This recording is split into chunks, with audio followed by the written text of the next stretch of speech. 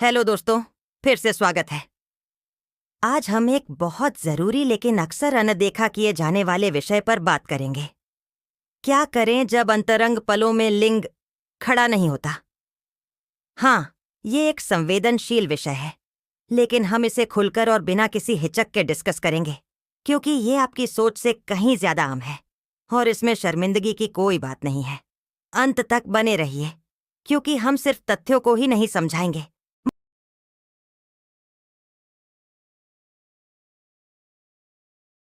बल्कि कुछ हैरान करने वाली थ्योरीज भी शेयर करेंगे कि ऐसा क्यों होता है और इसे कैसे हैंडल करना है।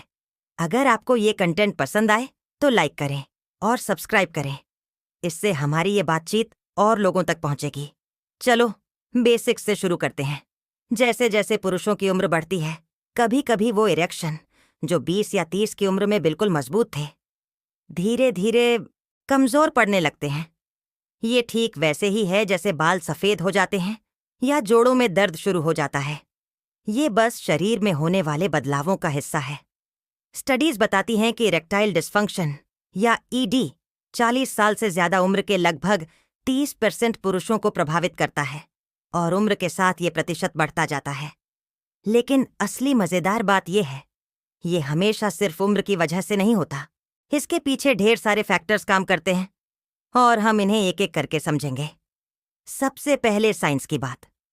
इरेक्शन खून के बहाव पर निर्भर करते हैं और कुछ भी जो आपके ब्लड सर्कुलेशन को बिगाड़े, जैसे डायबिटीज, हाई ब्लड प्रेशर या दिल की बीमारियां, वो चीजों को मुश्किल कर सकता है।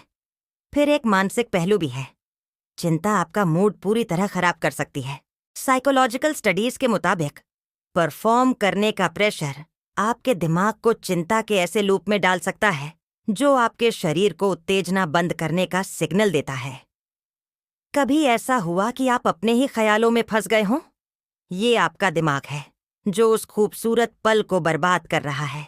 सबसे पहले साइंस की बात।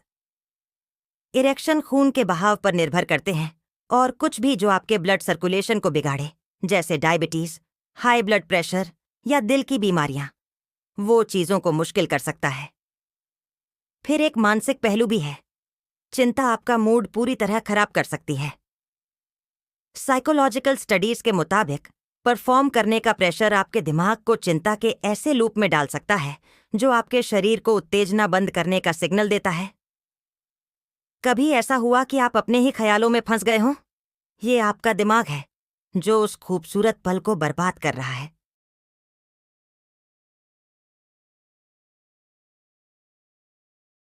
लेकिन अब बात थोड़ी और दिलचस्प हो जाती है। क्या होगा अगर इरेक्टाइल डिस्फंक्शन सिर्फ एक शारीरिक समस्या न हो?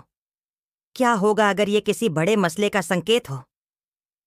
कुछ लोग मानते हैं कि ये आपके शरीर का तरीका हो सकता है आपको अपनी पूरी हेल्थ चेक करने के लिए अलर्ट करने का।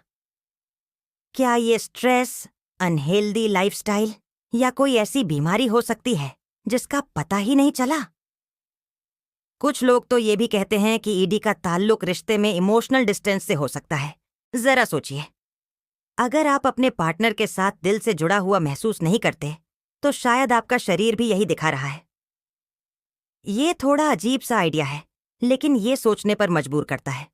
इसमें कितना शारीरिक है और कितना इमोशनल। अब चलते हैं सॉल्यूशंस की तरफ, क्योंकि ये कोई डेड एंड नहीं है। एक जरूरी टिप, प्रेशर को भूल जाइए। अंतरंगता सिर्फ पेनिट्रेशन के बारे में नहीं है। लंबी लंबी जादू की झप्पियां, प्यार भरी छुअन, गहरे चुंबन या फिर कामुक मसाज आपके बीच एक ऐसी गहरी कनेक्शन बना सकते हैं जिसकी आपने शायद कल्पना भी न की हो। मुझे एक कपल की कहानी सुनने को मिली थी। मान लीजिए उनका नाम मारियो और उनकी पत्नी था, जो 30 साल से ज्यादा वक्त से शादीशुदा थे। जब मारियो को इरेक्शन की दिक्कत शुरू हुई, वो पूरी तरह टूट गया। उसे बहुत शर्मिंदगी महसूस हुई।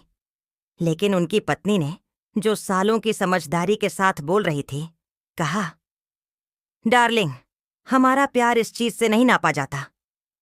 उन्होंने मिलकर एक दूसरे के साथ करीब रहने के नए तरीके ढूंढे, जैसे टच और अफेक्शन की ताकत को फिर से खोजना, और उनका रिश्ता पहले से भी ज्यादा मजबूत हो गया। क्या ये प्रेरणादायक नहीं है? मेडिकल साइड की बात करें तो सिल्डेनाफिल जैसी चीजें हैं। हाँ, वही मशहूर व्याग्रा जो कुछ पुरुषों की मदद कर सकती है।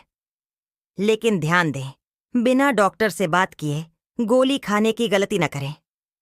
इरेक्टाइल डिस्फंक्शन कभी कभी ज्यादा गंभीर हेल्थ प्रॉब्लम्स का सिग्नल हो सकता है, तो चेकअप बहुत जरूरी है।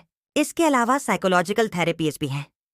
सेक्सुअलिटी में स्पेशलाइज्ड थेरेपिस्ट कपल्स को इस बदलाव को एक टीम की तरह फेस करने में मदद कर सकते हैं, ताकि कोई भी खुद को दोषी या कमजोर न महसूस करे।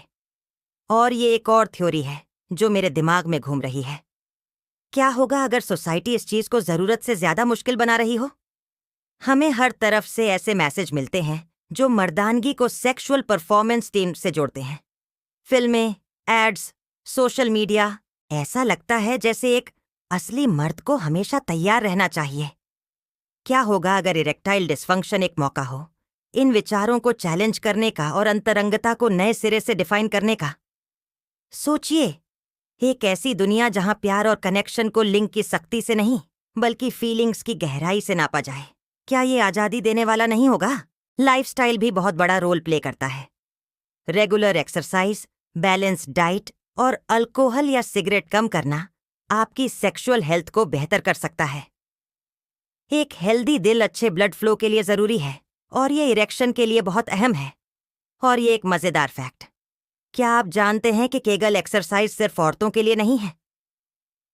पेल्विक फ्लोर को मजबूत करने से पुरुषों को भी अपने इरेक्शन में सुधार करने में मदद मिल सकती है। कौन सोच सकता था? एक और जरूरी बात है कम्युनिकेशन।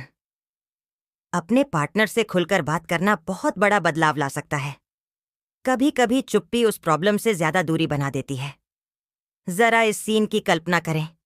एक कपल जो सालों से साथ है, ईडी का सामना करता है, और इसे इग्नोर करने की बजाय वो बैठते हैं, बात करते हैं और शायद थोड़ा हंस भी लेते हैं। शायद उन्हें पता चलता है कि वो असल में और वक्त बिताना चाहते हैं, अलग अलग तरीकों से कनेक्ट करने में, जैसे रोमांटिक डिनर शेयर करना या फिल्म देखते हुए एक दूसरे के करीब रहना। अंतरंगता सिर्फ फिजिकल चीज नहीं है, ये सम्मान, प्यार और वो साझेदारी है जो सालों में बनती है। तो फाइनल मैसेज क्या है? अगर आप या आपका पार्टनर इरेक्टाइल डिस्फंक्शन से जूझ रहे हैं, तो इसे फेलियर न समझें।